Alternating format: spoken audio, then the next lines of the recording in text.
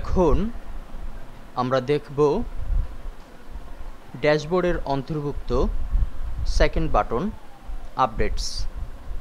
আপডেটসে click করছি। WordPress updates এই নামে যে পেজটি আছে সেটি ওপেন হয়েছে।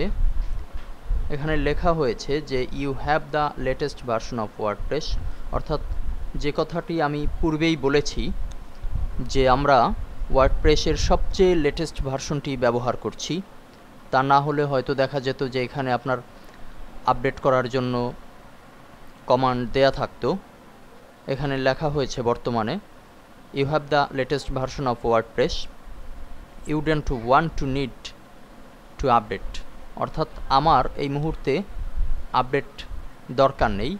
তারপরেও একটি বাটন দেয়া হয়েছে রিইনস্টল অটোমেটিক্যালি, যদি আবার ইনস্টল করার প্রয়োজন হয় তাহলে এটি ব্যবহার করতে পারবেন।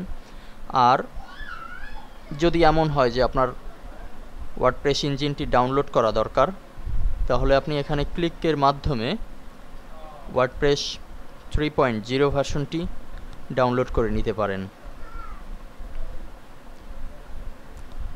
এছাড়া নিচে দেখানো হয়েছে যে plugins, your plugins are all up to date, themes, your themes are all up to date, অর্থাৎ যেহেতু এটি পুরোটাই আপডেট, কাজেই এখানে আপনার প্লাগইনস, থিম, ওয়ার্ডপ্রেস ইঞ্জিন সব কিছুই আপডেট করা অবস্থায় আছে।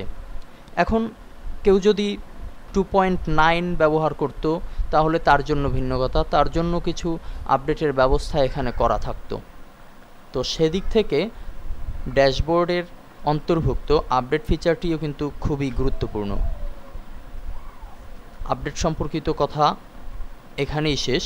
পরবর্তীতে আমরা আলোচনা করব কিভাবে এই সাইটে পোস্ট করা যায়, অর্থাৎ আমরা কিভাবে আমাদের পোস্টের পরিমাণ বৃদ্ধি করতে পারি যা প্রিভিউতে দেখা যাবে, সেটি সম্পর্কে পরবর্তীতে আলোচনা করব ইনশাআল্লাহ।